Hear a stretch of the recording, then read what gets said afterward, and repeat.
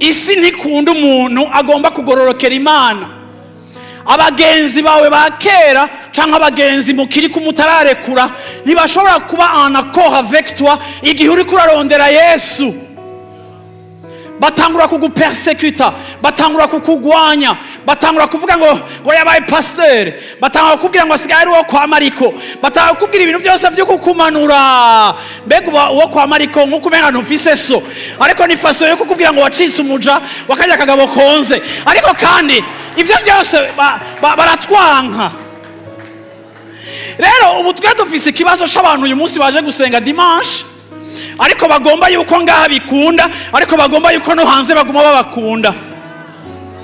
Ariko Yesu avuga ngo nabahaye ijambo kandi bamaze kuryakira isi irabanka, kuko irabanka nanje yaranyanse, kuko ari abadisipure apana ba Mariko, kuko ari abadisipure ba Kristo.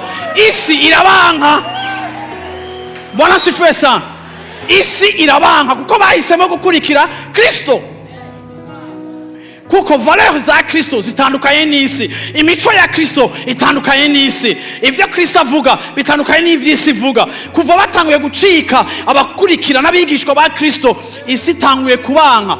Ariko ngira nakubwire ngo nimba ukiri mu gitigiri c'abantu bagomba yuko bagoma bakundwa hariya, ndakubwiye ngo uri umuhombe, kuko kuva dukijijwe ntitukiri aba people pleaser, ntitukiri abantu bagomba kunezereza abantu, turi abantu bagomba kunezereza Imana. Hari umukristo yavuye mu ishengero kubera ibintu nigishije. Ngira nakubwira ikintu kimwe, twebwe ngaha duhagaze ntitukiri ngaho kugira ngo duhe duhimbare canke turondera abakiriya. Tuzobabwira ico dukwiye kubabwira cose, mushake mugende. Kandi naho nobona umvyimbiye kubera ibintu navuze bisa n'ivyawe, habona ucumara imisi vyimba, reka nabwire uzovyimba, uzopomporoka, uzobandanya, uzobisubiramwo, kubera ntiturikiri mu gitigiri c'abanezereza abantu. Narabahaye ijambo ryanje, kandi maze kubaha ijambo ryanje isi yarabanse.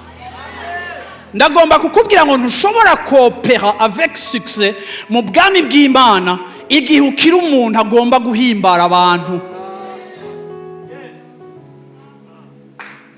Ntitubaprovoka, ariko kandi sinkishaka ko bankunda, ariko ndashaka ko ndamuhimbara.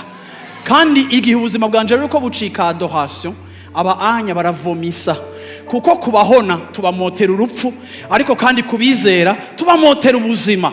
Yesu ashimwe cyane.